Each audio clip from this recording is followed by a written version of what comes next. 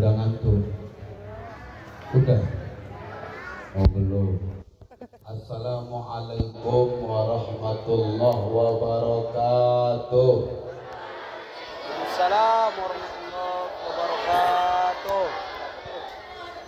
Alhamdulillah, wassalatu wassalamu ala rasulillah. Allahumma salli ala sayyidina Muhammad bin Abdillah wa ala alihi wa sahbihi wa mawalah. La hawla wa la quwwata illa billah. Faqala Allah ta'ala fi kitabihil karim, Bismillahirrahmanirrahim. Subhanalladzi asra bi'abdihi laylan minal masjidil haram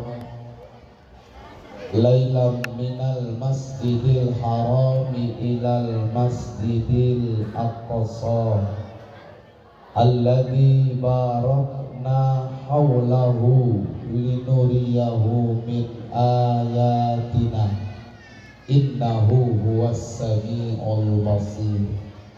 Shadaqallahul azim wa sadaqa rasuluhun nabiyyul karim wa nahnu ala dhalika minasy syahidin wasyakirin walhamdulillahi rabbil alamin. Yang kita hormati dan kita muliakan para alim ulama, tuan-tuan guru, tokoh agama, para asatidz yang hadir pada malam hari ini, Ketua BKN beserta seluruh jajaran pengurus yang hadir, Ketua Panitia dan seluruh anggota kepanitiaan, Ketua BKPRMI Kecamatan apa Deli Serdang Ustaz? Deli Serdang, Masya Allah. Hadir juga di tengah-tengah kita Ketua BKPRMI Kecamatan Deli Tua juga hadir, Ustadz-ustadz yang lain tanpa saya sebutkan satu persatu. Bapak Ibu, orang-orang tua saya yang saya hormati dan yang saya muliakan, serta anak-anak ataupun adik-adik yang kita sayangi dan yang kita banggakan. Bersyukur kepada Allah, salawat dan salam sama-sama kita sampaikan kepada Ta'ala baginda Rasulullah sallallahu alaihi wasallam. Mudah-mudahan semuanya kita yang hadir di sini adalah umat-umat Rasulullah yang telah mendapatkan syafaatnya di yaumil mahsyar nanti. Amin ya rabbal. Amin ya rabbal. Bapak Ibu, orang-orang tua saya, seluruh jamaah yang dimuliakan oleh Allah, peringatan Isra Mi'raj ini Bapak Ibu,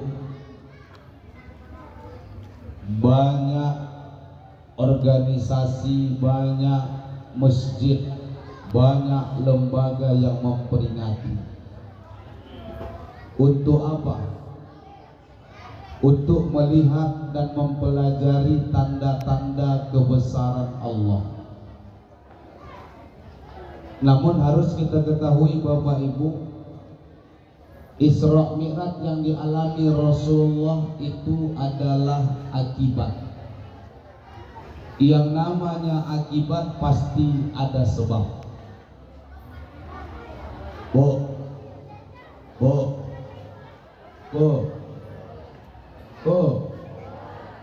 Dengan tuh itu anak-anak ini Bu, anak-anak kita itu sebab atau akibat? Akibat. Hah? Sebab atau akibat Pak? Akibat. Sebabnya siapa? Hah? Mama. Ada Ada yang bilang sebabnya bapaknya, ada yang bilang sebabnya mamanya. Dua-duanya sebabnya. Karena orang tua yang menjadi sebab, maka lahirlah anak yang menjadi akibat. Isra Mi'raj sudah ketetapan Allah. Orang kaya itu ketetapan Allah. Tapi mendapatkan kekayaan itu kan ada sebab. Sebab orang menjadi kaya adalah bekerja. Pertanyaan saya Bapak Ibu, apakah bekerja yang membuat orang kaya? Berdiri. Gimana Bu? Apakah yang orang kaya itu sebabnya kerja? Apakah kerja yang membuat orang kaya? Enggak, yang buat kaya adalah Allah. Kalau kerja yang membuat orang jadi kaya, itu saudara-saudara kita yang dari pagi sampai tengah malam, kadang sampai pagi lagi, bawa goni, bawa karung, jalan keliling-keliling kota Medan dari Serdang, cuman ngambil gelas air mineral. Dikumpulkan satu goni baru berat berapa kilo, dijual 2 goni belum tentu bisa beli beras 2 kilo. Kalau seandainya kerja yang buat manusia kaya, maka mereka lebih pantas kaya Bapak Ibu. Tapi kerja bukan membuat orang kaya, kerja itu adalah sebab mendapatkan kekayaan, dan kekayaan yang memberikan adalah Allah Al-Ghani yang Maha Kaya. Isra Mi'raj itu ketetapan Allah. Ketetapan Allah nggak akan bisa kita rubah. Imam Ibnu Athaillah As-Sakandari dalam kitab Al-Hikam mengatakan, sehebat apapun ikhtiar manusia tidak akan pernah bisa merubah tirai takdir Allah Subhanahu wa ta'ala. Isra Mi'raj akibat, walaupun itu sudah menjadi ketetapan. Yang menjadi sebab Isra Mi'raj itu ada. Rasulullah Bapak Ibu sedih, dihibur sama Allah. Terus kalau Rasulullah dihibur, berarti Rasulullah itu orangnya galau gitu. Ada yang berpahaman begitu. Rasulullah dihibur. Ketika Rasulullah sedih wafat istrinya, itulah tanda manusianya Rasulullah. Rasulullah pernah kehilangan seorang putra. Wafat putranya Ibrahim, anak dari istri yang bernama Maria Kibtiyah. Umur putranya wafat itu 1 tahun 6 bulan. Di pangkuan Nabi, Rasulullah menangis. Abdurrahman bin Auf bilang sama Nabi, Pak, ya Rasulullah, kenapa kau menangis? Ini kan ketetapan Allah. Masa ketetapan Allah seperti kau tak terima ya Rasulullah? Jawab Nabi apa? Sahabatku Abdurrahman, air mata yang aku jatuhkan ini bukan aku tidak terima ketetapan Allah, tapi air mata yang jatuh ini adalah tanda bahwa aku sayang dan cinta kepada anakku. Wajar Rasulullah menangis karena Rasulullah juga manusia. Wafat istrinya Khadijah, Rasulullah sedih. Rasulullah sedih kalau miliknya wafat. Kalau kita Pak, milik kita wafat, kira-kira sedih nggak Pak? Pak, Sedih. kira-kira kalau milik kita wafat sedih nggak? Ibu, kalau ibu meninggal dunia, kira-kira suami ibu sedih nggak? Nggak ada yang jawab. Masih ragu ya. Kata ibu ini kayaknya udah ngantuk katanya. Gak ada semangatnya. Rasulullah sedih Khadijah wafat. Kenapa? Khadijah luar biasa. Khadijah sebelum menikah dengan Rasulullah itu janda. Tapi jandanya Khadijah jaga marwah. Jandanya Khadijah tidak pernah macam-macam. Jandanya Khadijah menjaga akhlak. Jandanya Khadijah tetap menjaga perilaku dan perbuatannya. ketika menikah dengan Rasulullah. Bahkan apa yang dilakukan Khadijah, semua harta milik Khadijah habis untuk agama Allah. Sampai-sampai Fatimah dipanggil sama Khadijah. Fatimah, nak, sini nak. Ada apa mak? Pergi kau jumpai ayahmu. Mau ngapain? Bilang sama ayahmu agar ayahmu sisakan satu jubahnya buat emak. Fatimah pergi jumpain Rasul. Ya, kata emak sisakan satu jubah ayah. Buat siapa? Buat emak. Ditanya sama Nabi, buat apa emakmu Fatimah? Gak ada, emak bilang buat apa. Tanya dulu, buat apa emak itu jubah ayah?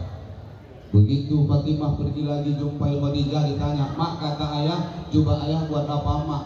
Bilang sama ayahmu, jubahnya sisakan satu buat kain kafan emak nanti kalau meninggal dunia. Fatimah ngadu sama Rasulullah, ayah, kata emak, jubah ayah itu buat kain kafan emak nanti kalau meninggal dunia. Lantas apa jawab Rasulullah? Fatimah anakku, sampaikan kepada ibumu, jangankan satu jubahku, semua yang dimiliki Islam ini adalah kepunyaan ibumu. Khadijah. Rasulullah menikah dengan Khadijah. Khadijah kaya, Rasulullah kaya. Bayangkan Bapak Ibu, Rasulullah dan Khadijah dulunya kaya, gara-gara dakwah jadi miskin. Sial ya, dulunya miskin, gara-gara dakwah jadi kaya. Terbalik. Maka saya sering katakan, Pak, mohon izin, mohon maaf, kalau hari ini ada ustadz pamer mobil mewah, pamer rumah mewah, ketika dia punya mobil mewah, rumah mewah, inilah ustadz yang berhasil. Mohon maaf, malulah dengan Rasulullah Shallallahu Alaihi Wasallam. Dia habiskan hartanya untuk agama Allah. Sampai-sampai Nabi nanya sama Khadijah, wahai istriku Khadijah, menyesalkah kau menikah denganku? Jawab Khadijah, demi Allah ya Rasulullah, sedikit pun aku tidak menyesal menikah denganmu. Bukankah kau dulu kaya, karena aku kau jadi miskin. Perang Badar itu senjata perang, harta milik Khadijah. Kendaraan perang, harta milik Khadijah. Pakaian perang, harta milik Khadijah. Semua hartamu habis wahai Khadijah ketika menikah dengan. Khadijah katakan, jangankan hartaku wahai suamiku, wahai kekasih Allah, jikalau nanti aku meninggal dunia, jasadku dimasukkan ke dalam tanah, kemudian hancur jasadku, tinggal tulang belulangku. Di saat itu engkau berdakwah nyeberangi lautan, sementara lautan itu tidak ada jembatan. Galilah kuburanku, ambil tulang belulangku, jadikan tulang belulangku itu jembatan untuk engkau berdakwah menyeberangi lautan. Khadijah, Khadijah waktu hidup, sebelum Rasulullah masuk ke dalam rumah, itu dicucikannya kaki Rasulullah. Sampai wafatnya Khadijah, Rasulullah pulang, berkaca-kaca mata Nabi, teringat masa lalu. Dulu waktu ada milikku Khadijah, aku salam, aku ucapkan salam, nggak boleh masuk ke dalam rumah sebelum dicucikan kaki. Pertanyaan saya, Bu, pernahkah ibu menyucikan kaki suami waktu mau masuk ke rumah? Berapa kali dalam seumur hidup ibu selama punya suami menyucikan kaki suami? Pernah? Ya wajar, bapak tak sedih kalau ibu meninggal. Rasulullah dicucikan sampai orang Arab bilang apa? Lihat tuh Khadijah. Kenapa dengan Khadijah? Wanita cantik, sudah cantik, kaya, keturunan terhormat, masih mau cucikan kaki suami. Khadijah istri Nabi. Mohon maaf Bu, istri-istri sekarang udah jelek, miskin, turunan perampok. Jangankan cucikan kaki laki, tidur pun di pantat tinggal laki. Dalam kitab Uqudul Lujain Syekh Nawawi Al-Bantani pengarang kitab ini, ketika seorang istri tidur membelakangi suaminya, suami tidak ridho, maka istri ini adalah istri penghuni nerakanya Allah. Itu baru membelakanginya dia. Ya Ustaz, kayak mana lah kami tidur ngadap laki. Kadang-kadang awak berputar nggak sadar Ustaz. Kalau sudah tidur nggak masalah Bu. Yang penting waktu mau tidurnya tuh hadapkan wajah ke laki. Tengok laki. Abang gak sanggup aku Ustaz, kenapa? Bau kali nafas laki Ustaz. Gak boleh gitu Bu. Ya itu kata Syekh Nawawi Al-Bantani. Rasulullah masuk ke dalam rumah, duduk. Datang Khadijah bawakan minuman, melayani suaminya. Untuk apa? Untuk meraih ridha Allah. Imam Al-Ghazali mengatakan ketika air minum dibuatkan untuk suami pulang bekerja suami, mereka itu ibadah mereka bekerja mencari nafkah untuk ibu, untuk anak ibu, kebutuhan anak cucu dan istrinya. Ketika dia pulang buatkan minuman, satu tetes air minum yang dibuatkan seorang istri melewati tenggorokan suami, maka satu tetes itu mengampuni satu dosa istri kepada Allah. Itu satu tetes. Besok kan Senin, pulang lagi kerja, buatkan satu tong. Wah, harus sedap.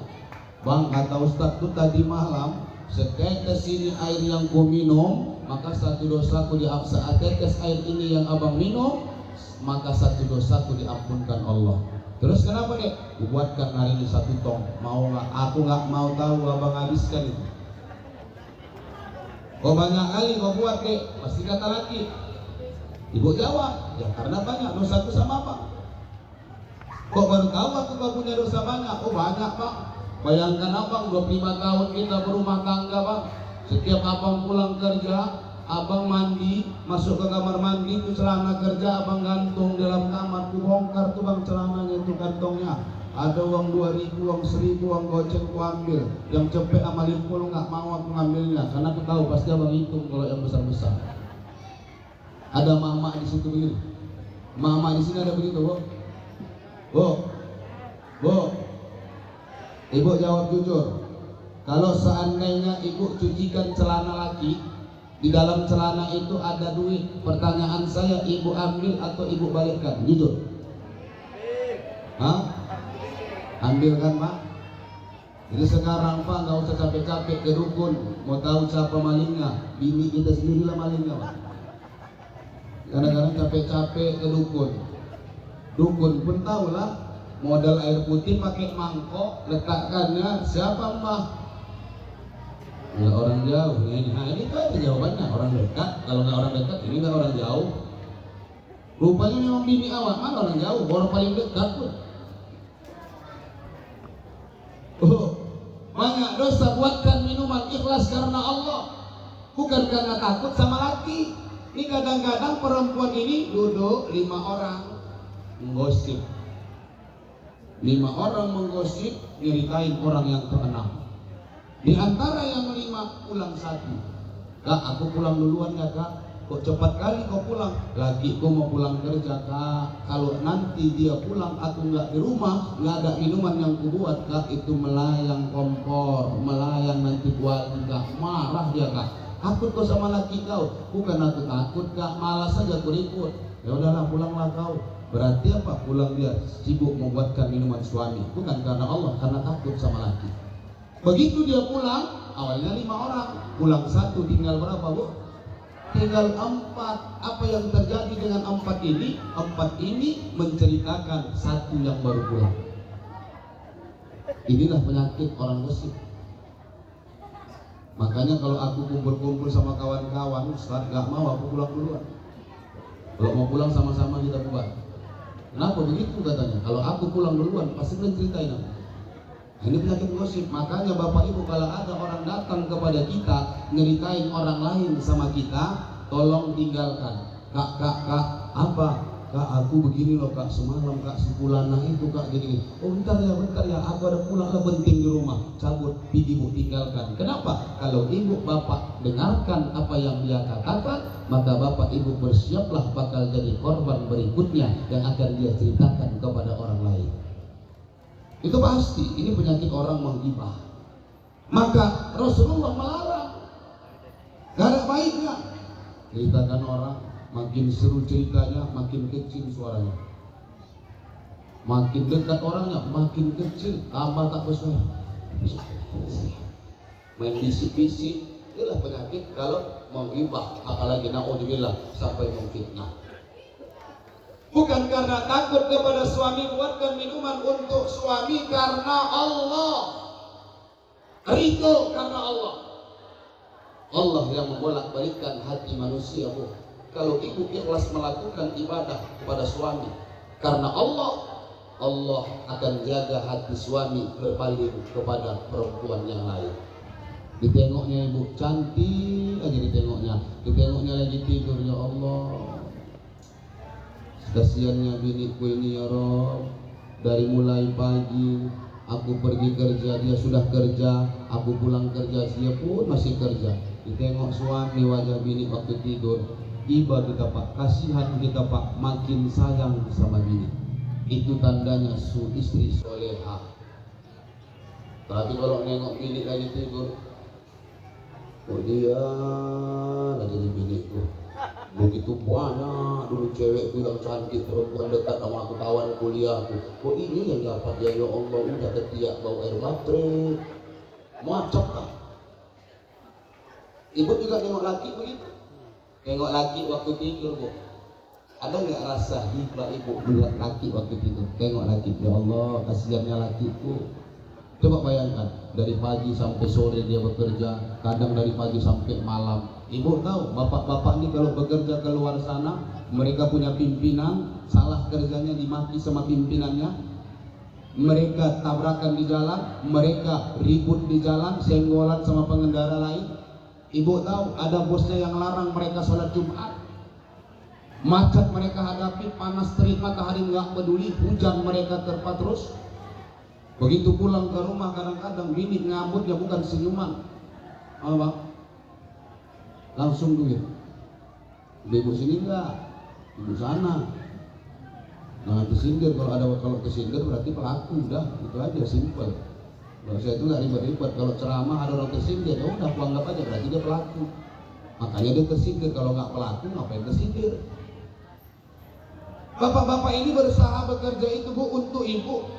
Tantangan mereka hadapi di sana, rintangan mereka hadapi di sana, keluh kesah mereka banyak, tapi istri nggak tahu. Kami nggak akan bilang kepada istri-istri kami apa yang kami hadapi di luar sana bekerja.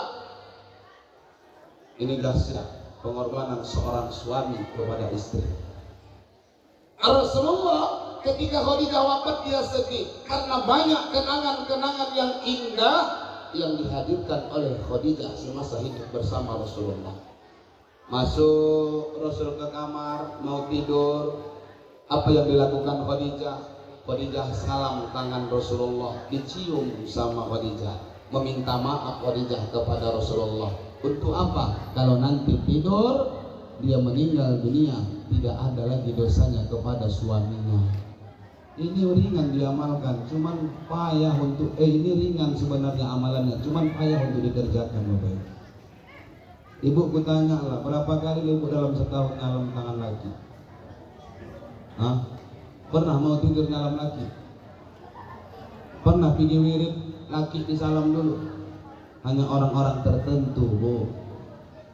Setelah dicium Khadijah kening Rasulullah, setelah Rasulullah dicium tangannya dengan Khadijah, maka Rasul cium kening Khadijah, Pak. Bapak pernah cium kening bini mau tidur, Pak? Pak, pernah cium kening bini mau tidur? Berapa kali dalam setahun? Pernah kening ibu dicium suami ibu mau tidur? Jujur ibu jawab, pernah nggak? Jarang kan? Kenapa? Karena itu oles balsam. Panaslah muncung lagi, coba dioleskan parfum. Wah, laki pun senang. Jangan salahkan laki semua. Kadang-kadang ibu-ibu juga masalahnya itu cantik-cantik di luar, di rumah asal-asalan. Ya bu, kalau berhias lamanya minta ampun. Nyalam laki sebentar aja, nyalam laki. Bukan pakai mulut, bukan pakai hidung, pakai kepala nyalam laki. Padahal nyalam itu bukan pakai ini bu, dicium tangan laki. Begitu adab nyalam. Pakai kok takut rusak jilbabnya. Kalau udah rusak jilbabnya tinggal embus. Kan anak-anak gadis banyak aku tengok gitu. Kalau bersolek lamanya minta ampun. Pop. Tengok kaca ketebalan kanan ini nggak betul nih. Tebalkanlah kiri dikit, tebalkannya pula kiri dikit. Tengok lagi kaca ketebalan, belah sebelah kiri. Ambil lagi bedak, tebalkanlah yang ke kanan. Mau supaya seimbang. Tengok kanan, tebalkan pula ke kanan. Ambil lagi, tebalkan lagi kiri. Tengok lagi kaca, ketebalan pula kiri. Lama-lama 5 inci tebal bedaknya kayak badut. Ya kan? Pakai lipstik. Gincu yang di lipstikin tuh, bibir pakai gincu, matanya goyang-goyang pak. Tengoklah mak-mak kalau pakai lipstik, bisanya bibir yang digincuin, matanya goyang-goyang. Biniku perhatikan, begitu di akhir yang paling keren, udah rapi gincunya, ujungnya itu yang mantap. Lipstik yang murah, kena gigi, merah gigi ya. Itulah mak-mak, kalau kami laki-laki itu nggak perlu. Nggak ribet, makanya aku paling malas kalau pilih kondangan sama bini itu kusuruh dia siap-siap duluan. Aku nggak mau siap duluan. Kalau aku siap duluan pak, ibu, ku jamin dari mulai aku wangi sampai bau aku nunggu dia lama kali siapnya. Itu kalau perempuan. Kalau laki-laki nggak. Aku bukan bela laki-laki bu, dan ini fakta realita. Kenapa? Laki-laki ini simpel, perempuan ribet urusannya. Bermakeup aja ribet, belanja lebih ribet lagi.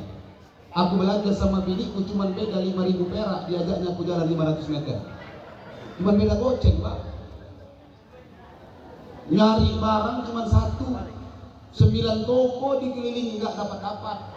Kalau kami laki-laki cari 9 barang cukup 1 toko, dapat, kelar. Ini laki-laki nggak mau ribet, simple.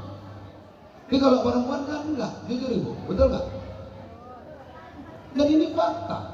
Terjadi di mana-mana. Memang perempuan itu sifatnya begitu. Lebih lama berhias daripada cium tangan suami. Cium tangan suami, ternyata kata Nabi, mencium tangan suami seperti mencium Hajarul Aswad.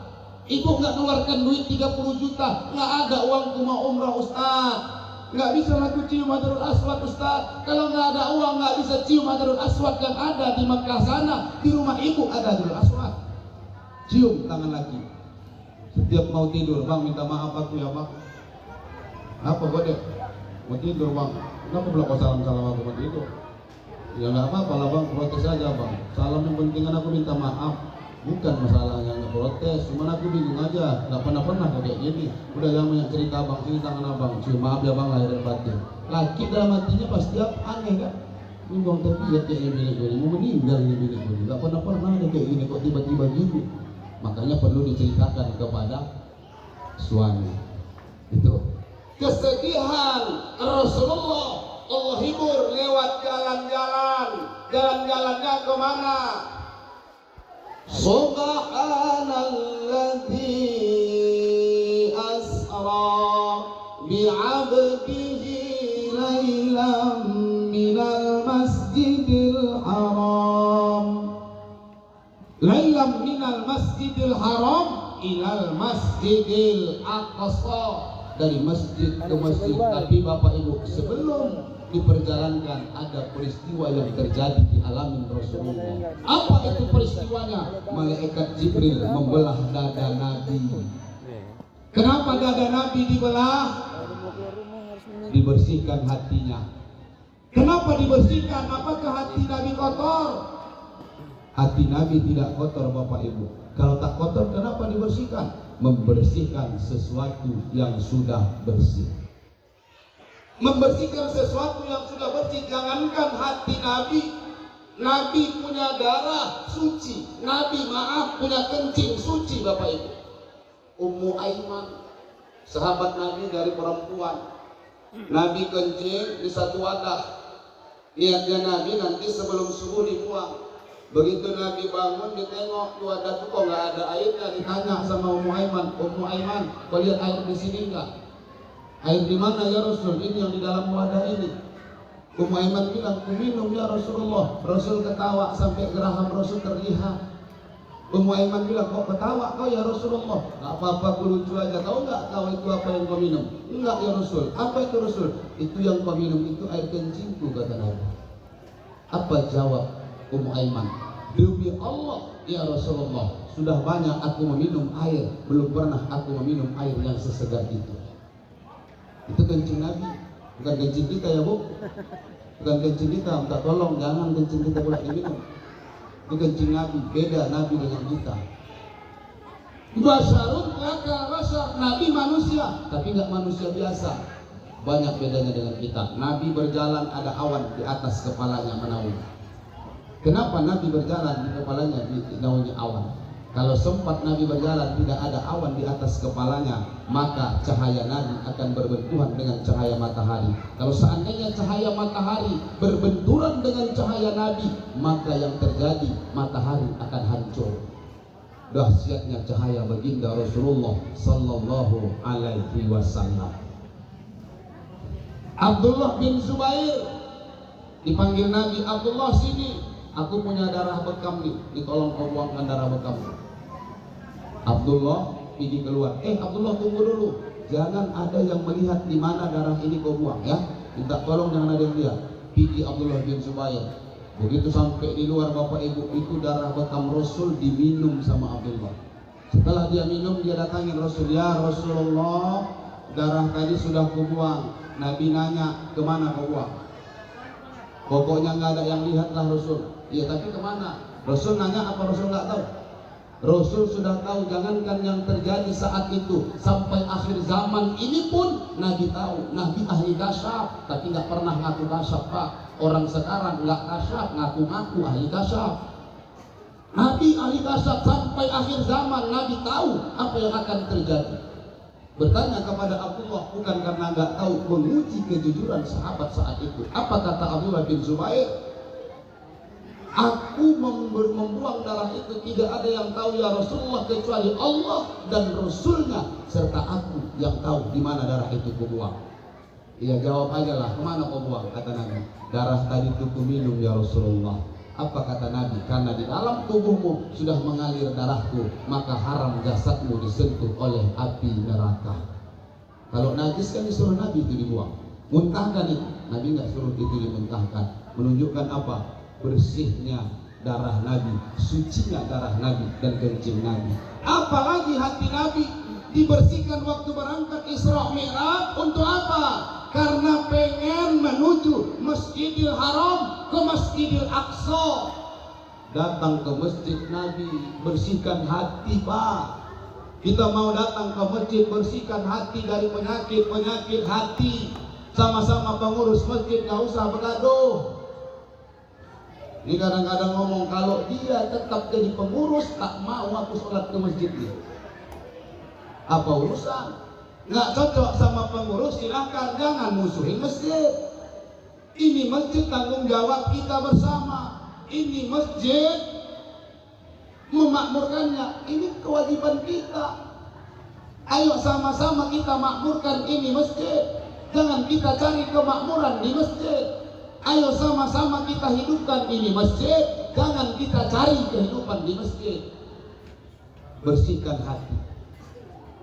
Kenapa? Karena masjid ini tempat yang mulia, tempat yang suci. Apalagi ini mau masuk bulan Ramadan. Ibu, rumah ibu sudah kilat, sudah bersih. Datang tamu kakinya kotor, ibu izinkan masuk. Cuci dulu kaki kau. Udah bersih kakimu baru kau masuk. Bulan Ramadan, bulan yang suci. Kita masuk ke dalam bulan Ramadan dalam keadaan kotor. Bersihkan dulu hati kita, bersihkan diri kita dari maksiat-maksiat, dari dosa-dosa yang setahun ini kita lakukan. Oh, Pak, dalam kitab Madza fi Sya'ban yang ditulis oleh Sayyid Muhammad Al-Maliki Al-Hasani, ada 3 peristiwa yang terjadi pada bulan Sya'ban. Pertama, perpindahan kiblat dari Masjidil Aqsa ke Masjidil Haram. Yuk. Itu terjadi pada bulan Sya'ban. Di mana masjidnya? Masjid Qiblatain. Nabi sholat zuhur sama sahabat 2 rakaat mengarah ke Masjidil Aqsa. Rakaat ketiga datang Jibril menyampaikan wahyu dari Allah, fawalli wajhaka satral Masjidil Haram, menghadap Nabi Muhammad 180 derajat berputar ke arah Masjidil Haram. Itu terjadi pada bulan Sya'ban. Yang kedua, malaikat melaporkan amal ibadah manusia dalam setahun itu pada bulan Sya'ban. Beribadah kita dalam setahun ini, bulan Sya'ban inilah dilaporkan malaikat kepada Allah. Yang ketiga ini yang menjadi renungan kita Bapak Ibu. Apa yang ketiga? Malaikat maut dipanggil Allah. Malaikat maut, sini. Ya, ada apa ya Rob? Ini nama-nama manusia dalam setahun ini yang harus kau cabut nyawanya. Masuk bulan Sya'ban, semua nama-nama manusia yang mati dalam setahun ini ke depan ini sudah Allah berikan nama-namanya. Bapak Ibu, kita tidak tahu nama kita ada atau tidak yang sudah diserahkan malaikat maut kepada diserahkan Allah kepada malaikat maut. Kita nggak tahu. Bisa jadi nama-nama kita yang di sini ada, Bapak Ibu. Pulang dari sini siapa yang bisa jamin masih hidup? Coba angkat tangan. Besok sholat subuh, ada nggak yang masih berani jamin masih ikut sholat subuh? Jangan-jangan sholat isya tadi sholat isya terakhir kita. Jangankan ini pertemuan terakhir kita nggak tahu. Karena mati urusan Allah Subhanahu wa Ta'ala. Ada 3 yang Allah rahasiakan tentang kematian. Pertama, al-makan, tempat di mana kita mati, itu nggak ada yang tahu, rahasia Allah. Kalau ibu tahu wafatnya, bapak tahu wafat bapak ibu di rumah, aku yakin nggak ada yang pulang ke rumah nanti. Yuk pulang yuk kak, aku nggak pulang lah, sini aja lah. Kenapa kak? Aku meninggalnya di rumah. Kalau pulang nanti mati, aku meninggal sini aja. Nggak ada yang tahu tempatnya. Tempat itu bukan menjadi apa? Bukan menjadi tolak ukur mati husnul dan su'ul. Saya tanya bapak ibu, ada ustadz mati di hotel, preman mati di masjid, mana lebih baik? Mana lebih baik, Bu? Ustadz mati di hotel atau preman mati di masjid? Preman mati. Begitu olah TKP, saya ceramah ke Kalimantan Timur, hotelnya bintang 4 Bu, dikasih sama panitia. Saya ceramah ke Kepulauan Riau, itu hotelnya bintang 3 dikasih panitia. Ustadz ceramah keluar kota itu dikasih hotel. Begitu pulang ke hotel lagi ceramah, tengah malam tahajud, waktu sujud meninggal. Memang ustadznya meninggal di hotel, tapi meninggalnya waktu sujud. Preman itu memang meninggal di masjid, ketahuan paling kota infak kena masa. Kan sujud aja mau ustadz. Ya, tempatnya kita nggak ada yang tahu. Yang kedua, az-zaman, waktunya kapan, itu rahasia Allah, nggak ada yang tahu. Hari ini, besok, lusa, nggak ada yang tahu kapan kita dipanggil Allah Subhanahu wa Ta'ala. Yang ketiga, asbab, sebab kematian itu juga rahasia Allah. Penyakit-penyakit datang menerpa ke diri kita, COVID-19 datang, itu hanya sebab, bukan COVID yang mematikan manusia, yang mematikan tetap Allah. COVID turun hanya sebagai sebab untuk mematikan manusia. Bapak Ibu, orang-orang tua saya yang dimuliakan Allah, hati, ayo sama-sama kita bersihkan. Mau masuk ke bulan Ramadan. Dari masjid ke masjid Nabi jalan, dihibur Allah. Indahnya Bu, kalau lagi sedih itu memang obatnya jalan-jalan. Nabi sedih dibawa jalan-jalan. Cuman bedanya jalan-jalan kita sama jalan-jalan Nabi jauh. Nabi jalan-jalan ke tempat mengingatkan kepada Allah. Semakin datang Nabi ke sesuatu tempat, misal Nabi singgah di Bukit Tursina, Nabi Muhammad sholat 2 rakaat di Bukit Tursina saat perjalanan Isra.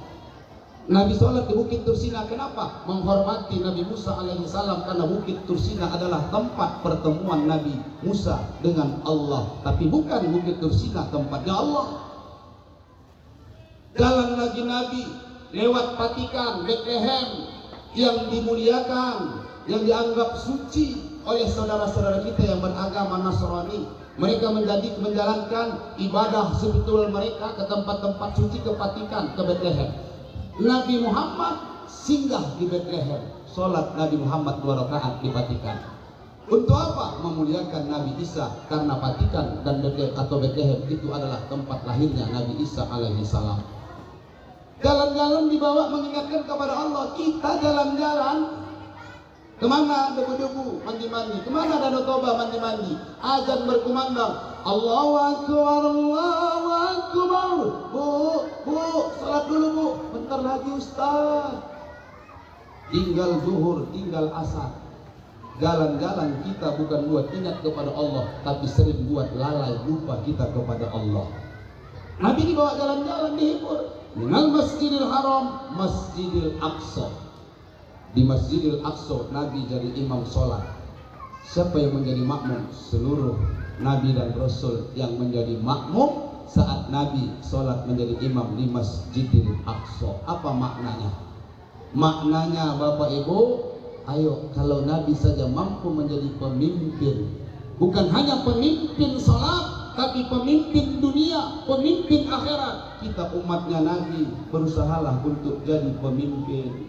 Kita ini tercipta khalifah, pemimpin. Pimpinlah alam ini, pimpinlah semua yang kau lihat, pimpinlah negaramu, pimpinlah kabupatenmu, pimpinlah provinsimu, pimpin kecamatanmu, pimpin desamu, pimpin kelurahanmu, pimpin lingkunganmu, dusunmu, pimpin rumahmu, rumah tanggamu. Gak mampu juga kau pimpin dirimu sendiri agar tidak bermaksiat kepada Allah Subhanahu wa ta'ala.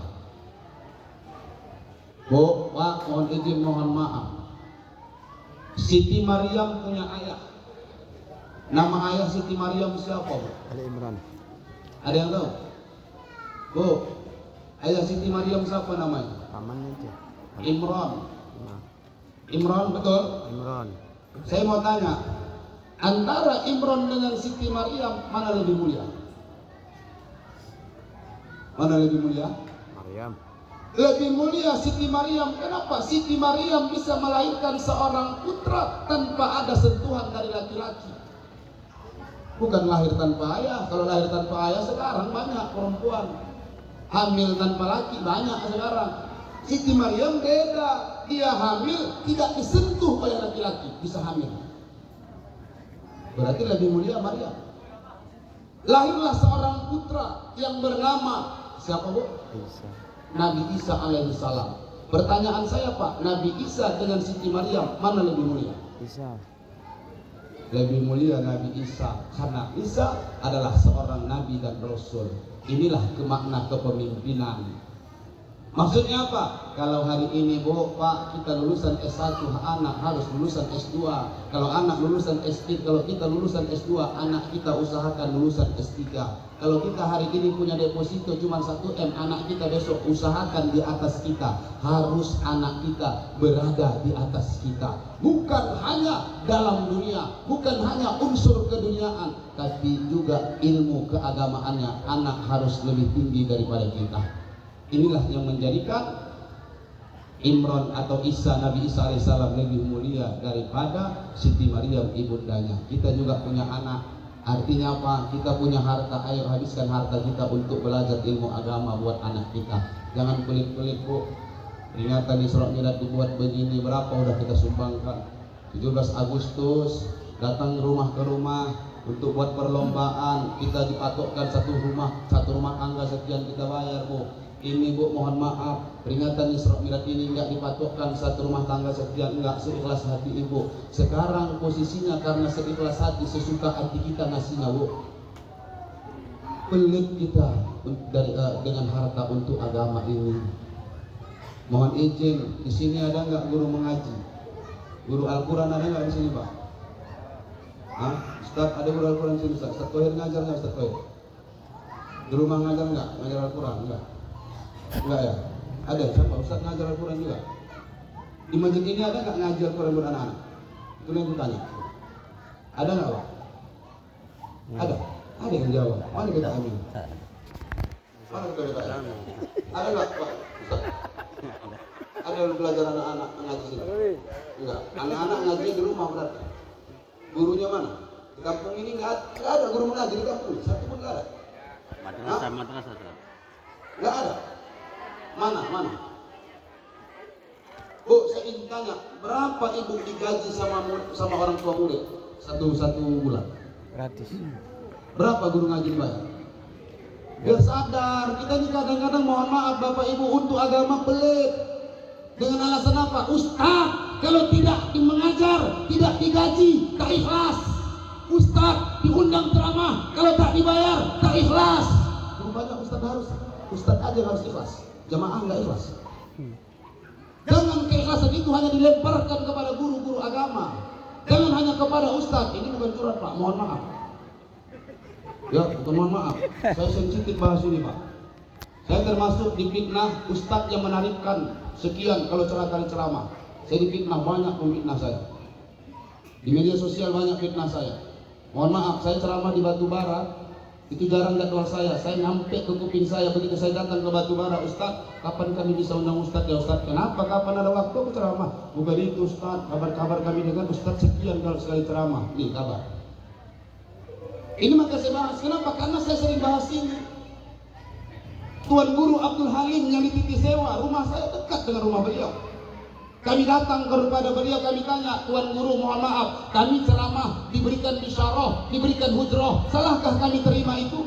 Karena sebagian orang mengatakan, kami ceramah seperti jual ayat, jual hadis.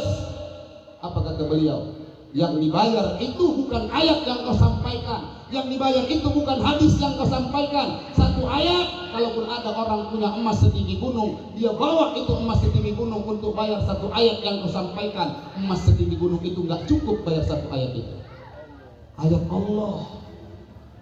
Terus apa yang dibayar? Tenagamu, waktumu, itu yang dibayar. Kalaupun Anda dapat kebaikan, dapat pahala, harapan kami pada dai-dai. Guru-guru ngaji berapa kita bayar, Bu? Guru Al-Quran berapa kita bayar, Pak? Ibu, bapak bukan nggak bisa baca Quran, saya yakin semua bisa baca Quran. Terus kenapa anak kita nggak kita ajarkan baca Quran? Karena kita tak punya waktu, kita tak sempat, sibuk kerja, ngumpulkan harta. Bayangkan, kita sebagai orang tua sibuk mengumpulkan harta sampai tak sempat mengajarkan anak untuk baca Al-Quran. Sementara guru mengaji, mereka tak sempat mengumpulkan harta karena sibuk mengajarkan anak kita supaya bisa baca Al-Quran. Berapa kepedulian kita buat mereka? Saya datang anak-anak, datang ibu-ibu ke rumah saya. Assalamualaikum Walim, Waalaikumsalam Bu. Walim, anakku boleh ngaji di sini? Boleh.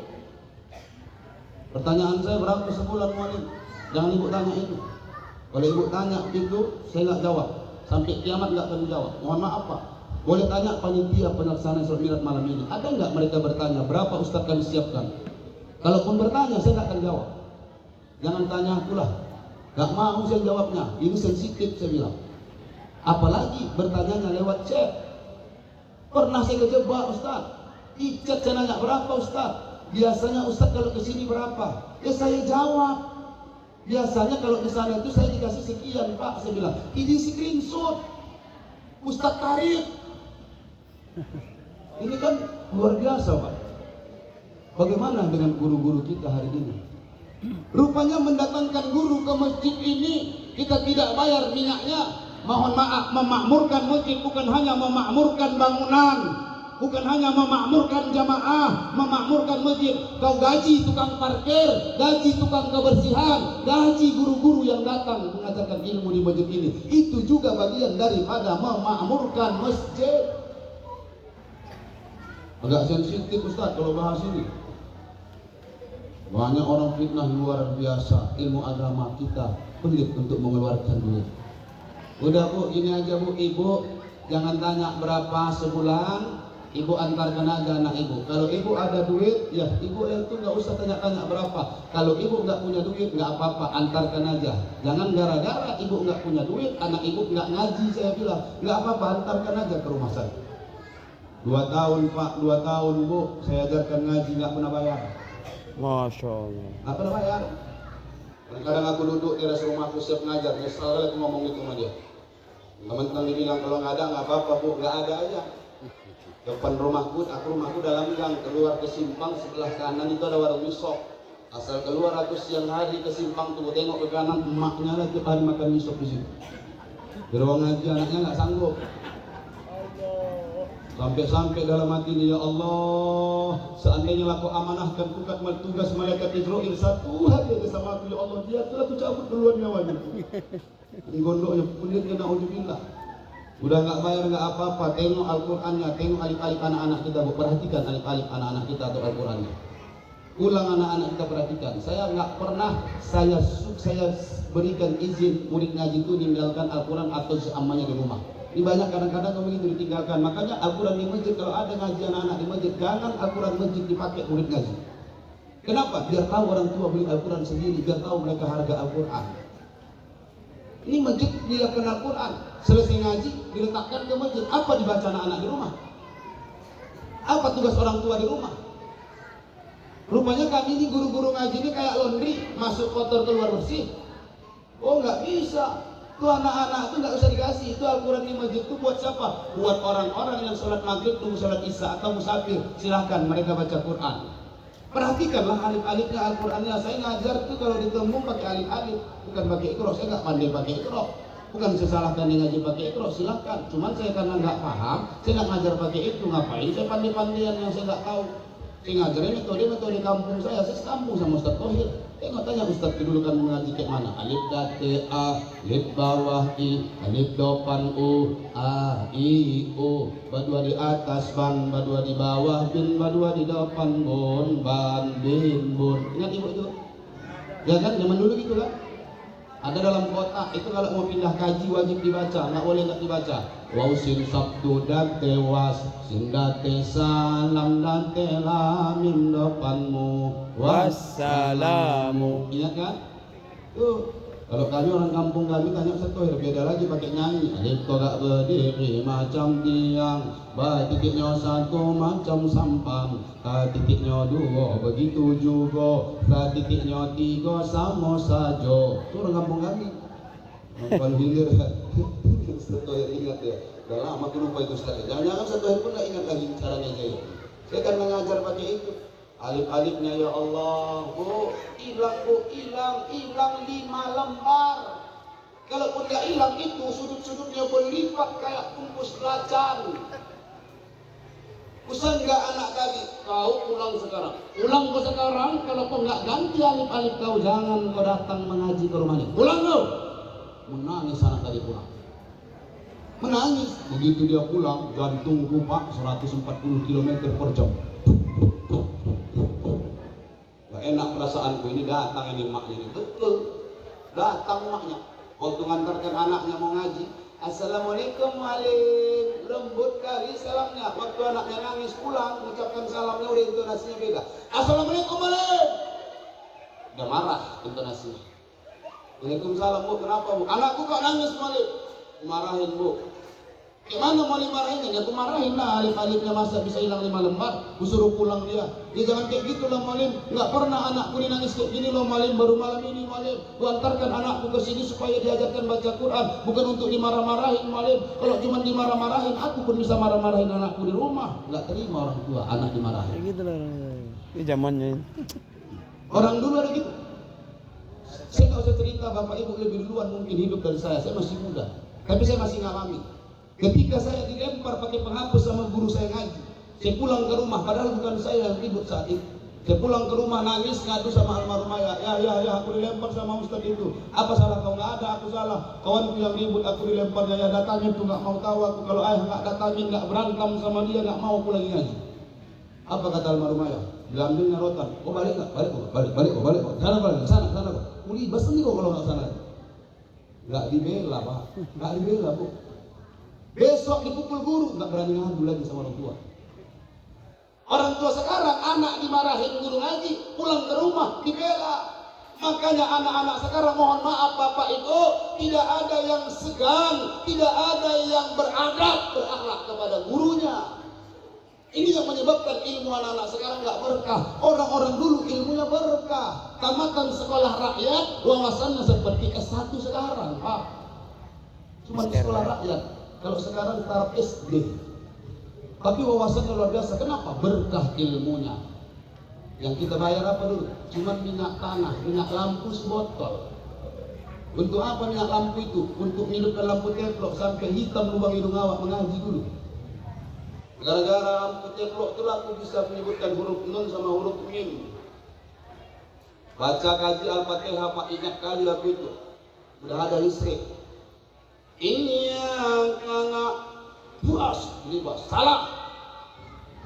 Guru dulu beda, kalau salah nggak mau bilang, nggak mau diajarkan nggak. Kau cari di mana salah, sampai dapat nantinya pening kepala awak. Iya, puas salah. Awak pun bingung di mana salahnya. Dia jalan. Alif ya sabdu bawa iya dan tia iya betulnya. Dibaca lagi. Iya salah. Bingung Pak. Tiba-tiba mati lampu. Hiduplah lampu teplok. Begitu hidup asapnya menggebu hitam, tersumbat hidung saya Pak. Begitu tersumbat hidung, langsung saya baca lagi. Coba kau baca lagi. Iyyaka na'budu wa iyyaka nasta'in. Itu baru keras. Aku dalam hatiku tadi ini juga aku baca. Gak ada yang berubah bacaannya. Kenapa pula tadi salah ini betul? Ternyata kesalahannya cuma satu Bapak Ibu. Waktu tadi awalnya saya baca iya itu huruf dari hidung, sementara huruf iya itu bukan huruf dari hidung. Khaisyum. Ditanya kepada kita, kalau seandainya ikut musabaqah tilawatil Quran, kalau sudah sengau khaisyum langsung kena coret. Gak masuk lagi final tuh, gak ada cerita. Huruf dari hidung cuma dua, pertama nun, yang kedua mim. Bagaimana mencoba huruf nun atau mim itu dari hidung? Ibu, bapak baca alif nun sabtu bawah in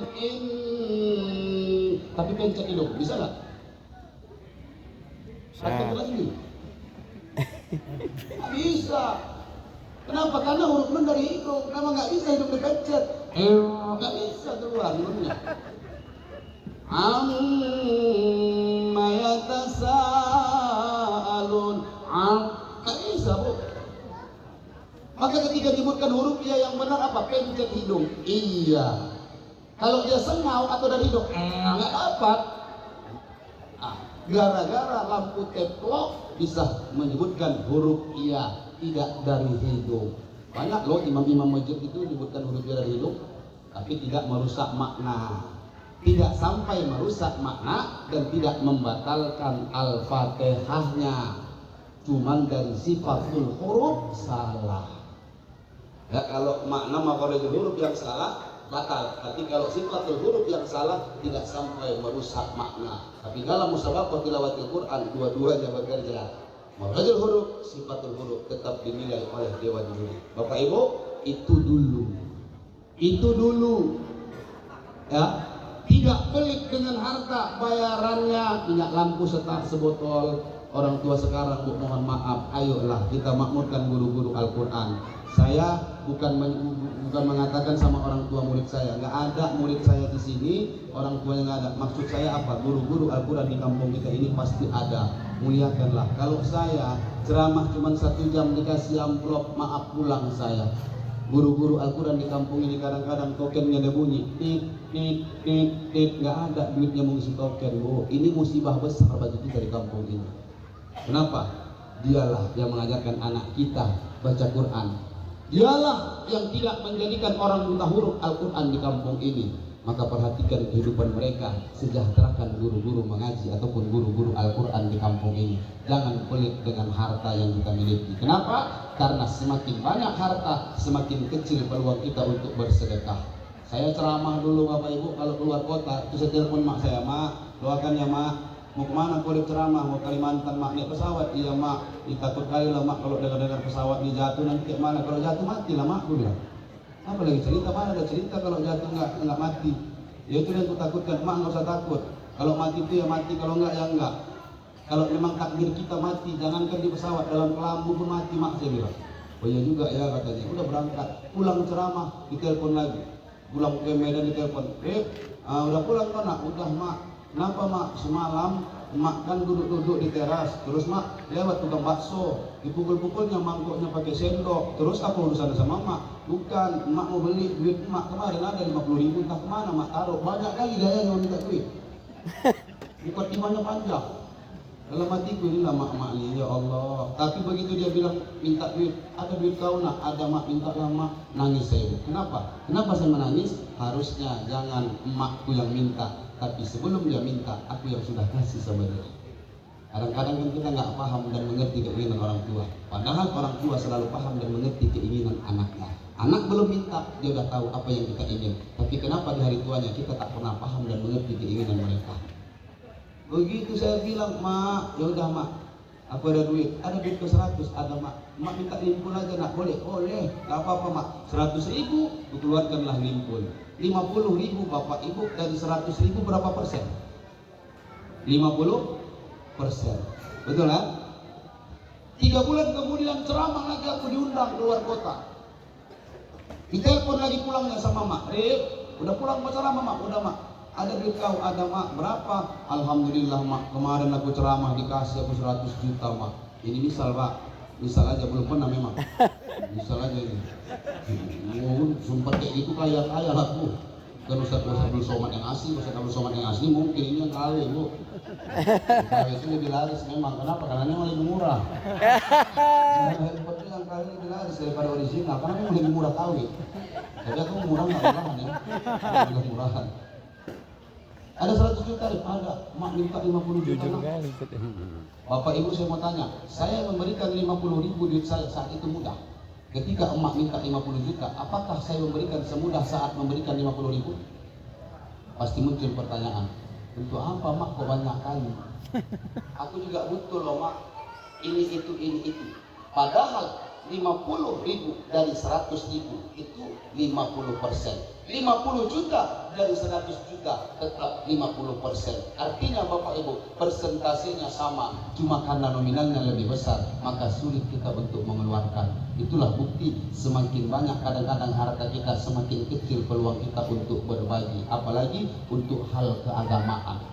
Kesadaran ini ayo kita munculkan. Khadijah saja mampu menghabiskan hartanya untuk syiar agama Allah, apalagi kita hari ini. Ayo kita punya harta, ditanya Allah misalnya, jamaah masjid apa ya?